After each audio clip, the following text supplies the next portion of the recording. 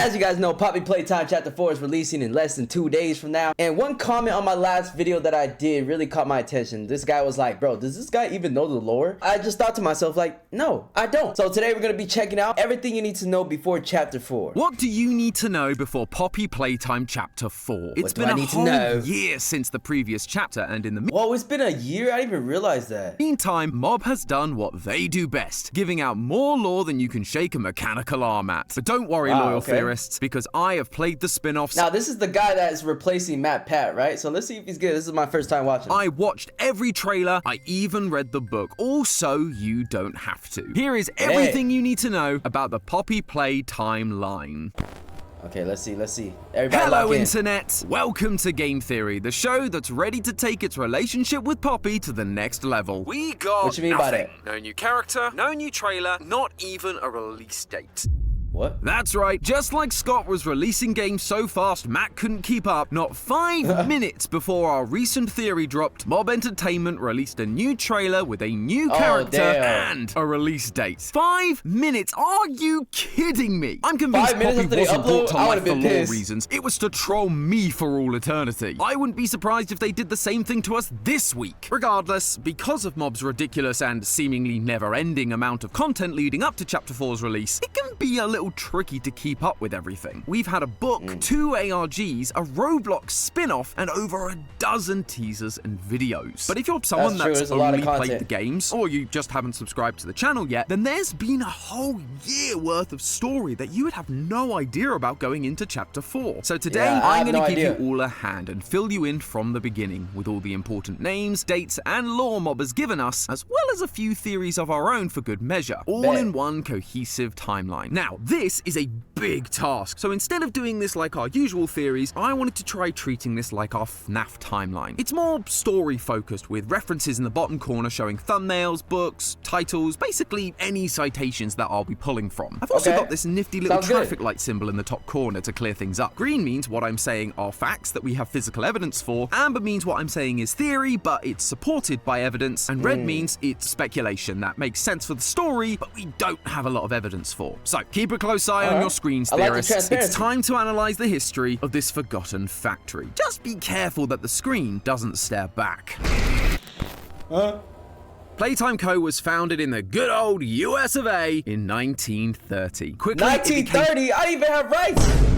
One of the most well-renowned toy companies in the world, priding itself in making toys locally instead of overseas like its competitor Mattel. Yes, that Mattel, the ones who made Barbie. I know exactly where you're going with this, and I have to say, I really resent it. All of this success was thanks to one man, the founder of Playtime Co., Elliot Ludwick. All he wanted was to bring joy to children, but sadly, that noble goal meant that he spent all of his time at work, neglecting his own family, and his wife had had enough, divorcing him that same year. Nevertheless, Elliot pushed forward, though for 2 decades, he struggled to figure out the key to innovating the toy-making world, until finally he hit a breakthrough.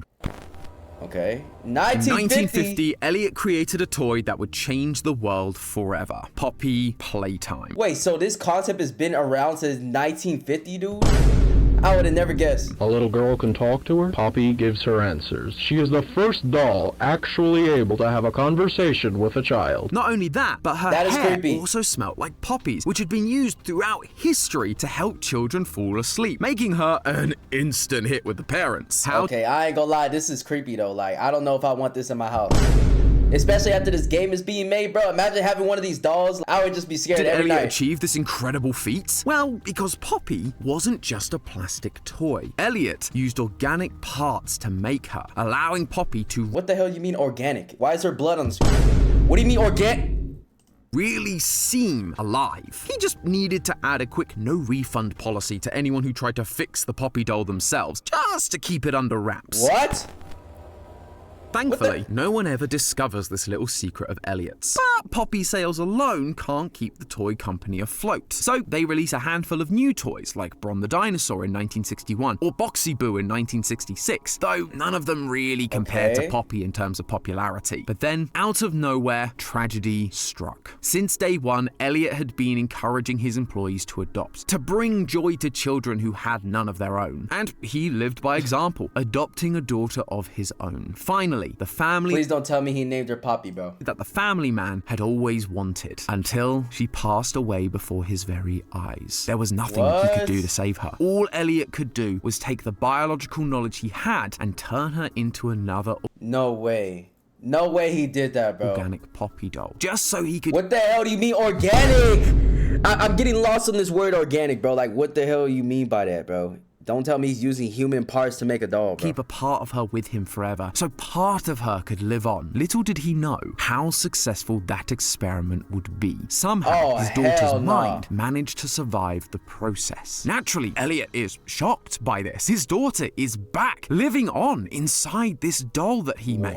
He couldn't let her fall out of his grasp again, so he builds a family home inside the factory. So it's low-key kind of like FNAF lore, but instead of like, you know, the sinister vibe of like kids being trapped, it was like more like, you know what I'm saying, he was trying to keep a part of her with him, and then it ended up turning into some sinister shit. Storage bay and locks her inside a glass case to keep her safe. He even adds a passage leading directly to his office so he can visit her whenever he or she wants. With his family now returned to him, his passion to strive for innovation was restored. But with so much ambition, he rose back up and continued to fulfill his vision for the Playtime Co. toy factory. The first thing he needed was more people like him. Smart, capable people that could help him continue to innovate and answer the toughest questions the world had to offer. Like, say, how was a child able to live on inside a doll, perhaps? But older minds are harder to shape. He needed people who still had some of that childlike wonder, and thus the Young Geniuses program was born. Elliot sent out flyers and posters similar to that of the time period, trying to gather young minds together to turn them into the scientists of the future. Stamped with the logo, so he was grooming scientists, bro?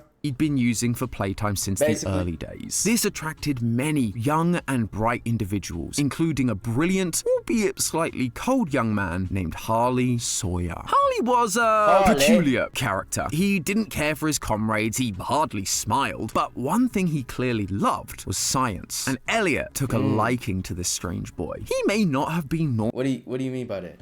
Why'd you put a heart like that? Like, he may not have been normal, but neither was Elliot. He saw part of himself in Harley. This was the kind of kid he could take under his wing, mold into someone who could really shape the future, and maybe even catapult Playtime into the stratosphere of success. Unfortunately, that didn't quite work out. Harley never lost his distaste for others, and while he continued to pursue innovation, he was just doing so to push the boundaries of what could be done, not to help humanity like Elliot envisioned. That being said, Elliot didn't give up. He kept trying to change Harley's point of view, but no matter how hard he tried, it was no use. Harley could not change. Not here anyway. And so Elliot makes the hard decision to kick Harley out of... Oh, okay. So I kind of see where this is heading, bro. So Harley's gonna become some type of supervillain because he wants revenge on Elliot. Program, sending him home to the outside world to be around more people, hoping it will help him to understand why they do what they do. Harley was destroyed by this news. His hero, Elliot Ludwick, was abandoning him. All he could see Elliot as was soft, pathetic, and short-sighted, backstabbing him because he was too much of a genius for Elliot to understand. Though it didn't matter now. He had to do what he was told. That's not it. And so Harley left the program, disappearing from the halls of Playtime Co. At least for now. Foreshadowing. So I told you he's gonna come back as some type of villain, bro. As the years go by, more and more, Elliot feels like it's not really enough to just encourage his employees to adopt. There are still so many children that need a home, much like his own daughter did. And while the Young Geniuses program was good by taking on young people so late in their childhoods, even they were already stuck in their ways like Harley was. So In 1976, Elliot announces a new program, Playcare, Playtime's own on-site orphanage, where he can continue to bring joy to children and educate them in the ways they should go, creating a mass of young, brilliant minds that could help lead the world to prosperity. But while all those programs sound good on paper, and they were well received by the public, they were beginning to cost Elliot a lot of money. Poppy was the last big financial success, and that was over 2 decades ago. But he can't keep innovating in the toy world and run these programs on his own. He would need... So this is based on a real person, chat, or is it more like this is just like the story of the game? Staff. So he hires people like Stella Graber to run the Playcare, Leith Pierre as head of innovation, Eddie M.N. Ritterman as the head of research, and Jimmy Roth as the chief marketing officer. Their first assignment, figure out how to stop the company from feeling, quote, old-fashioned. With all their powers combined, they try to get the company back on top, starting with the release of brand new toys like Candy Cat in 1979. Candy Cat? That does not seem appealing. They continue to release toys into the next decade. They try Swap-A-Mals that you could mix and match like Catbee and PJ Pugapillow. They also try Kick Me Paul for some reason, but nothing could Kick Me Paul, what? Quite match the success of Elliot's original Poppy. That was until 1984, when Elliot had another idea. He went to the team, and shortly after, he releases the Blue Boy himself, Huggy Wuggy. Things were looking up. Huggy is such a big hit with the kids. Huggy Wuggy is like one of the biggest things, bro. Like literally in all the brain rot kid things, like he's the main character. He becomes the face of the brand. In the eyes of the public, Poppy was a long forgotten memory. Long live Huggy! Of course, he has to capitalize off of this success by releasing Huggy's pink counterpart, Kissy Missy, 1 year later. She too is a huge success, just not as big as Huggy, obviously. Playtime Co. is on top of the world at this point. It's almost like they can do no wrong. But sadly, over the next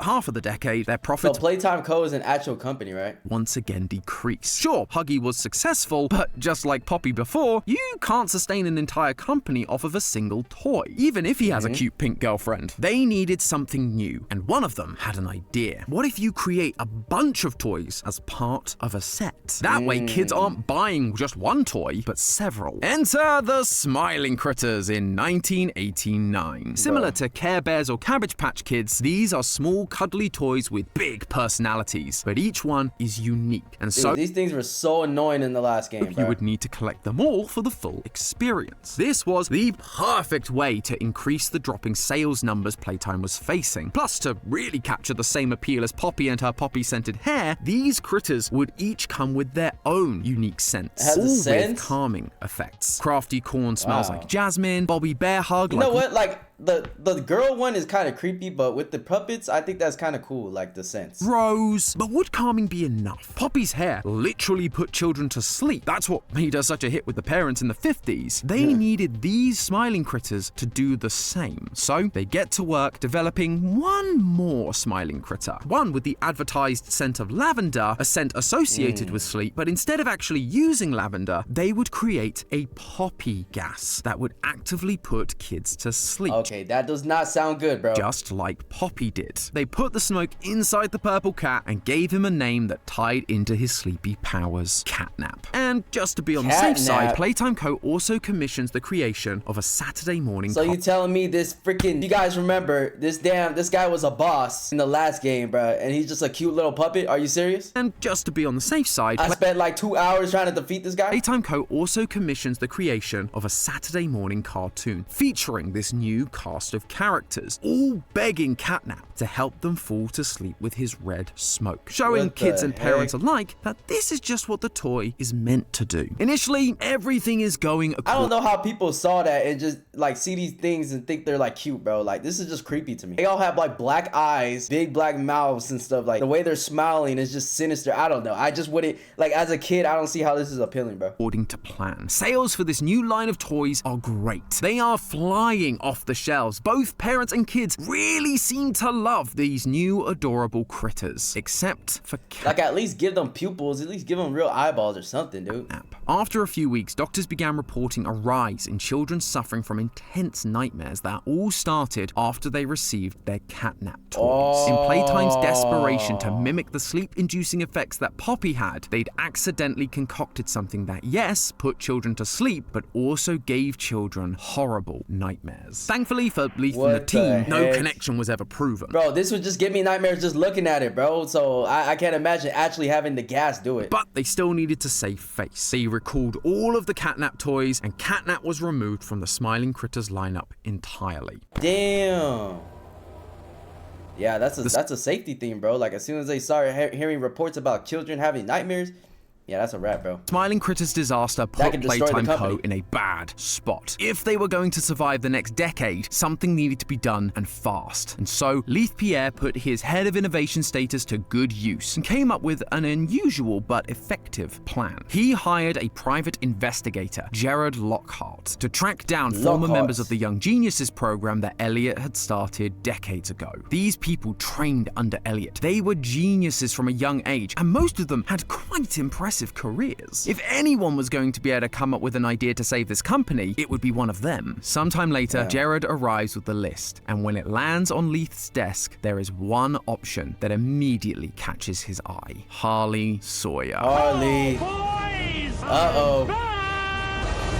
This guy was now certified by the American Board of Neurological Surgery. He was, by all accounts, a genius. And with Elliot using biological parts to make Poppy, a surgeon felt like the perfect fit. Leith presents this idea to Elliot for final approval. And while Elliot is hesitant at first, he does remember that Harley was the brightest of the bunch back in the day. And maybe all these years away have taught him the lessons he was hoping he'd learn. Do it. With that approval, Leith reaches out to Harley on January 15th, 1990, giving him an offer to come and join Playtime Co. once again. And strangely, despite the hurt Elliot caused him all those years ago, for some reason, Harley accepts the offer. Immediately, he begins showing... He has different motives this time, though, man. He probably, you know what I'm saying? You never know what they have in their mind. The level of promise. He's probably like, ooh, this is my chance to like ruin everything in this company. You know what I'm saying? They were hoping for from this recruit. He sees the problems at Playtime Co., the public outcry, the declining profits, and he came up with an idea that would fix everything. Giant toys. We can increase our workforce and simultaneously decrease the number of lawsuits and people on our payroll if the people we have working aren't people. Put me in charge of it, and I will save this company. Leith makes Harley head of special projects, and together they begin hiring other scientists to help with the development of the Bigger Bodies Initiative. Some of them are fellow Young Genius alumni like Dr. Bruno White and Dr. Carmine McKay, but others are just young and eager biologists looking for their first big break, like the owner of the orientation notebook, PW. From here, the company begins their experiments. Harley takes the new scientists to observe and study the Poppy doll that he remembered being in the storage bay from his days in the Young Geniuses program. He told them to use her as the blueprint to bring toys to life. Okay, no, as soon as you bring up that idea, bro, you're gone, bro. Get out, bro. Like, no, we're not doing this. We're not doing this, dude. And we don't want it. Being able to exist as a doll, it has killed so many people. Everyone works diligently to try and recreate the magic of this one Poppy doll. But after 814 experiments, it's clear that things aren't working with simple rats. They need to try something bigger. They need to repeat what Elliot did. They need to use children. Harley delivers the note to Elliot as one of his many updates on the program. But once again, Elliot is torn. Up until this point, these experiments weren't really all that bad. It was just a few hundred rats that suffered the consequences. But now, he had a choice to make. He'd spent his life trying to bring joy to children, to give them a home, somewhere they could grow and overcome the odds. Harley still couldn't believe this soft old man. What is more important? Bro, what is soft about not wanting to use children in experiments, bro? To bring a doll to life. To you, these children, or the business you've spent decades building, which people rely on for their own families? Mortality is just a curse on humanity anyway. If we can figure this out, all these orphans who had suffered would never grow old or sick. They could live forever and keep bringing joy to other children for centuries to come. It was not an easy decision, but this argument from Harley does sway Elliot. With that permission in hand, the senior staff of Playtime Co. set about building the Game Station, a facility designed to test the orphans' physical and mental abilities, pairing them with a specific toy, and if they were deemed ready, taken away for conversion. They'd come for games and never come back. As part of this process, they utilized the red smoke that they made for the catnap toy. Where previously poppy gels had failed, gas is a much more effective way of getting the mystical powers of the poppy flower. Bro, don't tell me they use gas to like put them to sleep so they could do experiments, bro. That helped bring Poppy to life into the bodies of these orphans. They installed shower heads throughout the playcare to distribute the gas, but it wasn't the most effective solution. Kids could see them and what they were doing. They became wary of going to bed. An alternate solution would need to be found. However, they had other problems to deal with. Over the last few years, there had been one employee that had been causing Playtime Co. a lot of trouble. They weren't ruining their plans as such, they were just a bit of an administrative headache. That man was RICHLEV. Initially, he was working in the storage room and he seemed to be on board with the general Playtime mission, appreciating the good this company did for the orphans. Sadly though, Rich had a habit of losing his temper with management, and so he was demoted to the rejected toy room, which, as you might imagine, he took really well. After years of being ignored, the company actually heard all my complaints. I guess my words must have really inspired them to take action, because the next day I got demoted down here to the freaking island of misfit toys! Of course, Playtime Co. had to demote him again, putting him to work in construction in the caves beneath the factory. Okay, going to work in construction after being on the top board, you know what I'm saying, throwing around ideas is kind of crazy, bro. Down here, in relative solitude, he was able to recognize his shortcomings and, with the help of his new supervisor, began to improve, even to the point of getting promoted. At first, this seemed great for Playtime Co. A reformed employee. The system worked. That was until Rich continued being promoted and began learning what was really going on with the orphans. He cared for these kids. That was the one good thing he had going for him from the beginning. And so, he begins flying off the handle once again. The problem was now, he knew too much. He could actually cause a problem for Playtime Co. if he went to the authorities. They couldn't just fire him anymore. They needed to get rid of him. And with the Bigger Bodies initiative well underway, as well as Harley's requests for bigger subjects, they had an idea. They took Rich and used him as a guinea pig, turning him into the first semi-successful experiment, 1006. Ain't no way, bro.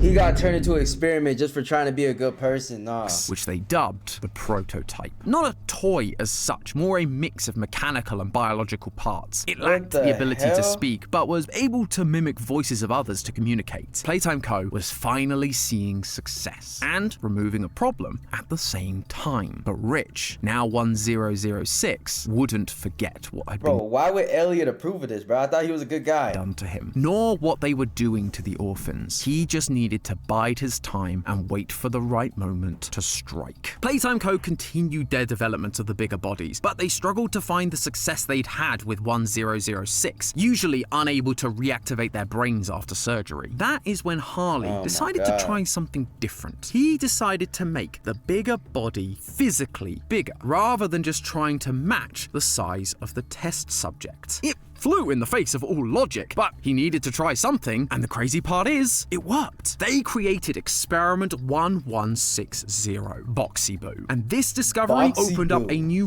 world of possibilities for the future. At this point, several orphans are showing promise in the game station, although there was one that caught Harley's attention specifically, Quinn Navidson. He was a pretty average kid, except he had a strange obsession with removing the heads off of all of his toys. However, yeah, that's a red flag, my boy. What kind of kid are you, bro? Like, there's nothing as a kid that should make you just want to be so violent that you're ripping heads off of toys, bro. Like, you need to calm down, all right? He didn't see this disposition as a weakness. It was something he could take advantage of, manipulate to get his scores higher and make him a more successful Bigger Body down the road. Harley spends some one-on-one time with Quinn, convincing him that he understands Quinn better than most, and asking him to just simply apply himself at the next assessment. And next time, Quinn's scores did improve in most areas, although his intelligence seemed to wane a bit, but not enough to stop the inevitable. In August 1990, Quinn became Experiment 1166. Yarnaby. He was strong, agile. Bro, he became that one?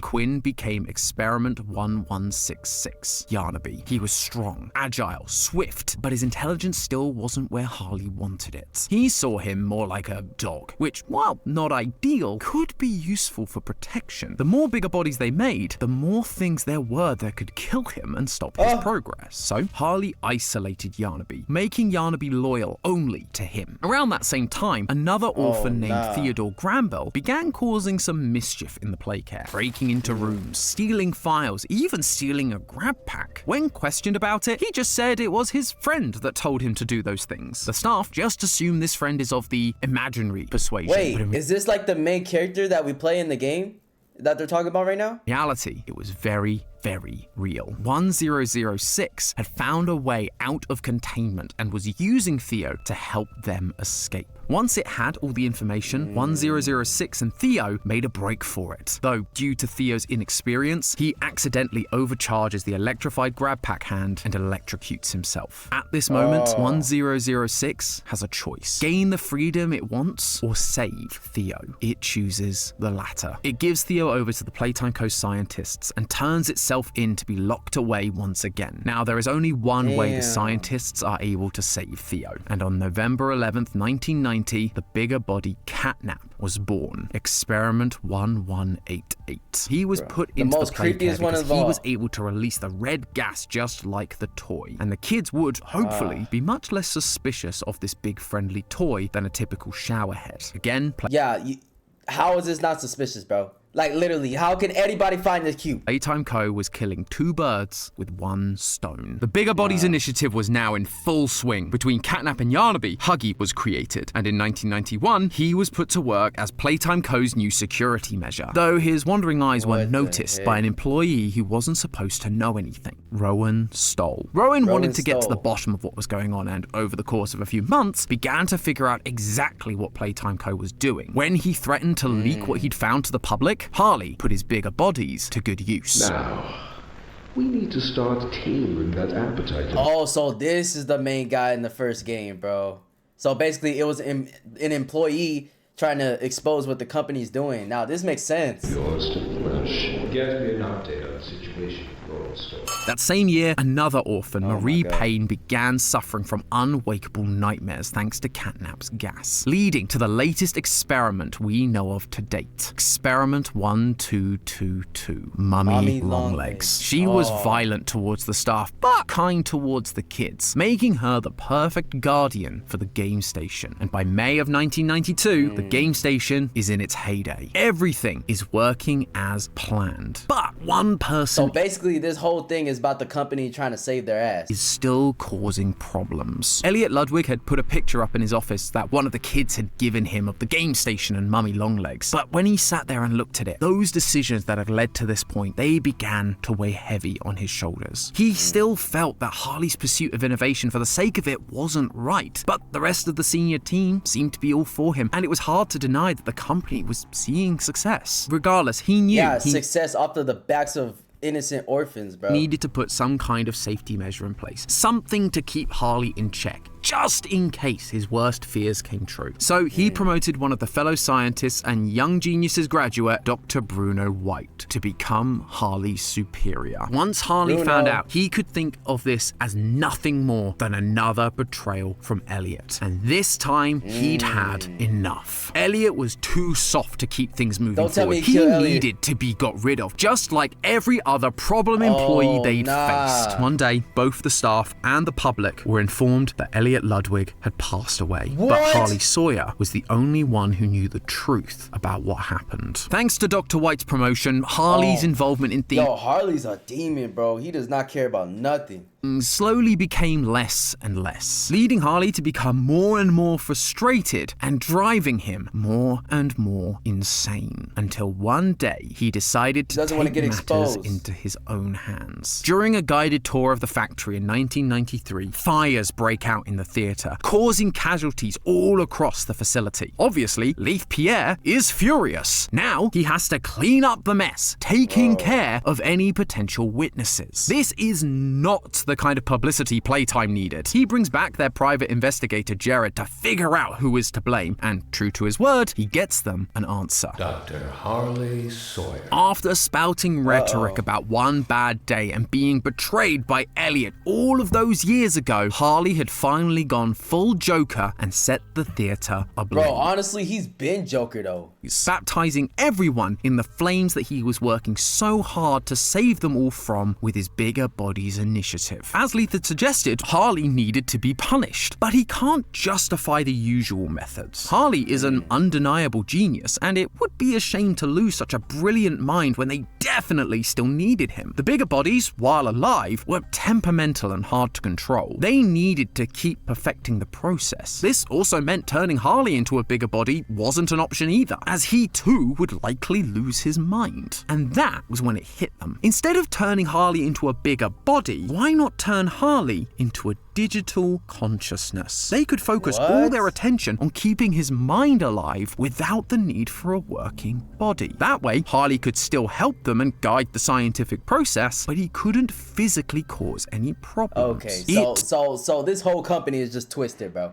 Because what the, are you guys recommending that we just cut his head, like cut his brain off his head and just preserve it? Like what's going on, man? By 1994, this plan is underway. The party line is that Harley is just out, maybe on a sabbatical or something. And in 1995, the new Playtime automated companion is up and running, ready to meet with scientists like PW. The system would end up being shut down after May of that year, but regardless, it was another success for Playtime Co. However, as we've seen time and time again, pride cometh before the fall. And this next fall would be the biggest Playtime had ever seen. Behind the scenes, while Playtime Co. had been dealing with Harley, 1006 had been plotting. They'd been gathering all the toys together and promising them the thing they all wanted: freedom. They formulated a plan to take back the factory from Playtime and kill all those who'd helped turn them into monsters. Yeah, that's definitely a good incentive, bro, because I'm pretty sure they all did not want to be turned into monsters. Called it the Hour of Joy. And on August 8th, 1995, they executed that plan. They attack everyone: scientists, tour guides, construction workers. It didn't matter. They were all responsible. They all needed to die. The toys drag the bodies into the depths and slowly consume them to satiate their hunger. Only a small few managed to escape the carnage, Leith Pierre being one of them. Despite the insane loss the company was facing, he kept insisting Playtime Co. continue their work. He began recruitment efforts for a resource extraction team, people that would go back into Playtime Co. and collect the parts they needed to keep making bigger bodies. But eventually, the rising pressure from the public over the mysterious disappearance of the staff, their friends and family, was too much for even Leith to handle, and he shut down the factory for good.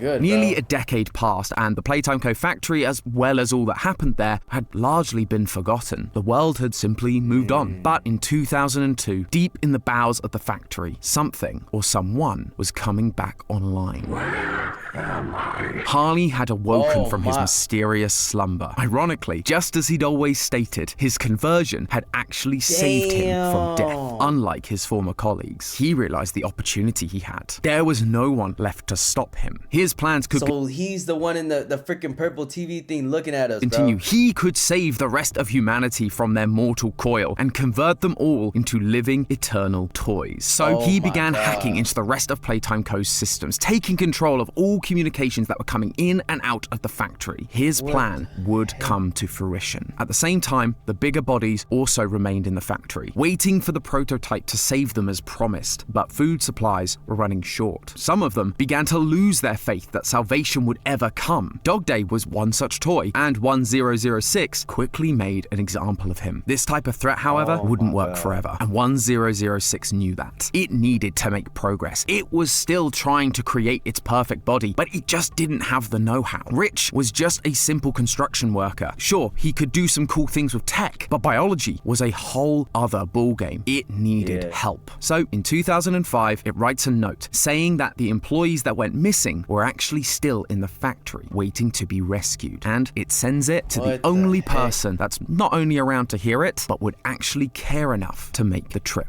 the player character, PW. PW didn't show up for work on August 8th, 1995. They were still alive, and more importantly, they actually cared about their fellow employees. If there was a chance their colleagues were still around, they needed to help them. Now, as a former employee, they knew their way around the factory. They knew where this flower was that they'd been pointed to. They just had to get there, while also trying to avoid an unpleasant reunion with one of the many bigger bodies they'd helped create. Huggy Wuggy. So PW finds Poppy man. behind the flower, in the same room she always was. Although there are now messages around the room warning them not to trust her. Regardless, once they open the case, Poppy agrees to help PW escape. See, she's not that bad at all. Only Mummy then shows up and kidnaps Poppy. After beating all of Mummy's games, PW returns to Poppy and takes her to the train, only for Poppy to now change her mind and stop PW from leaving. I'm sorry. I can't let you leave. They really should have trusted the signs. The train crashes in front of the playcare, and with some surprising help from Poppy, Kissy Missy, and their ally Ollie, who may or may not be the prototype mimicking a child's voice to trick us, PW makes their way through the playcare. Together, they defeat Catnap and begin the long trip down into Playtime's prison. But Kissy doesn't make the trip. She is killed by something on their way down. And all of this time, Harley has been watching through the security cameras, making his way down to the prison just a bit ahead of them to reunite with Yarnaby and lay whatever traps he has in store for us down in the depths, along with the nightmare critters, Pianosaurus, and a toy made from Play-Doh, Doughy the Dough Man. And that, loyal theorists, is the entire timeline of Poppy Playtime so far.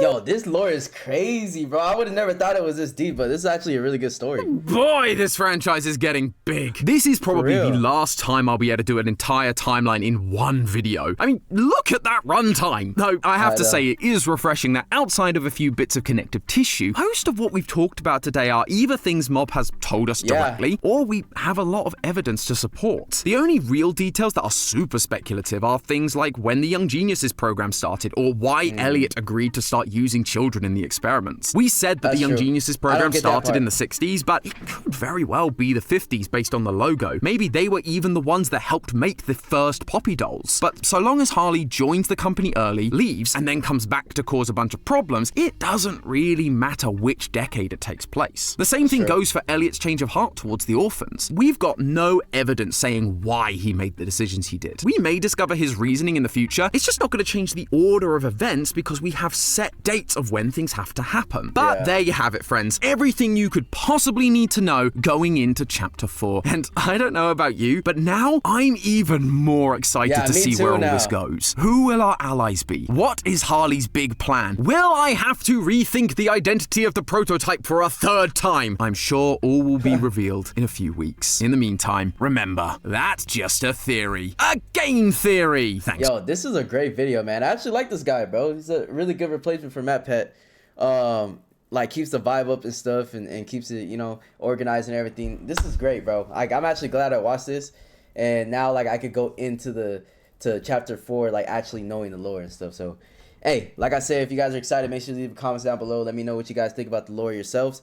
And, yeah, about 2 days left until we play it, man. So, hope you guys are ready for that. Peace.